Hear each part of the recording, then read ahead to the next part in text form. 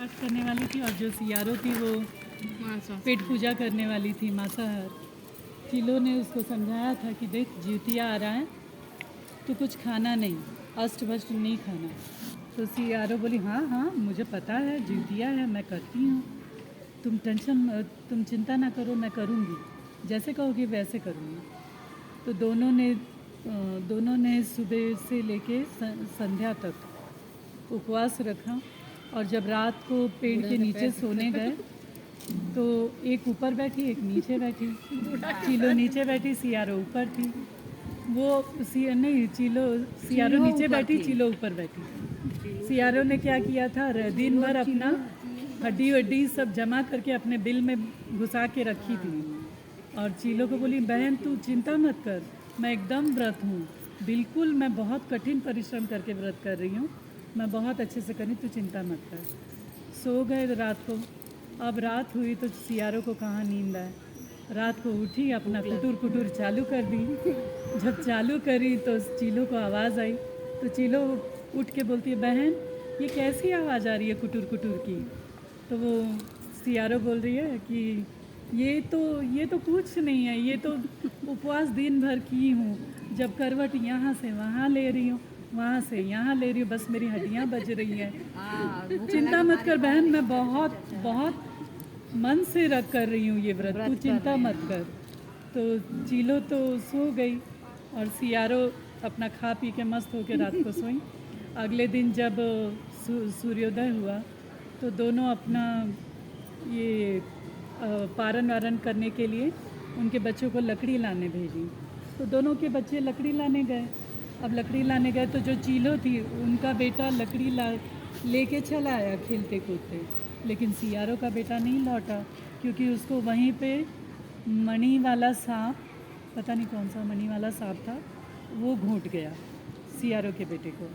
तो अब वो इसके बेटे को जब लौटता हुआ देखी तो रोना पीटना चालू की कि मेरा बेटा कहाँ गया, मेरा बेटा कहाँ गया।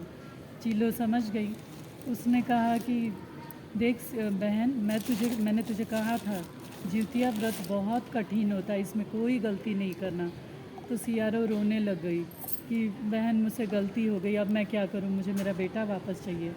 तो चिलो उसे लेके उन्हीं के प्रजाति में जो सियार इसमें कोई पंडित था उसी के यहाँ ले गई। तो पंडित जी बोले कि तुमने जो गलती की है वो तो माफ़ करने लायक नहीं है, क्योंकि एक तो तुमने खा लिया, ऊपर से वो भी मांस हड्डी, तो ये तो नहीं हो सकता। तो वो रोने लगे कि नहीं कोई तो उपाय बताइए, मेरे बेटे को मुझे वापस लाना है।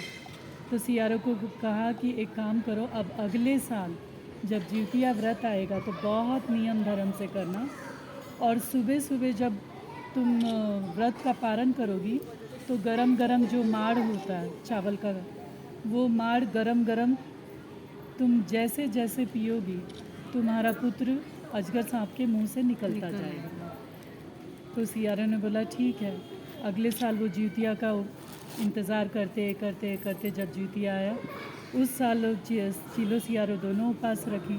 सियारो ने बहुत कठिन ये करके और किया उसने भी उपवास, और जब अगले दिन पारण किया तो गरम गरम माड़ पी के, जैसे जैसे वो माड़ पीती गई वैसे वैसे अजगर सांप उगलता गया।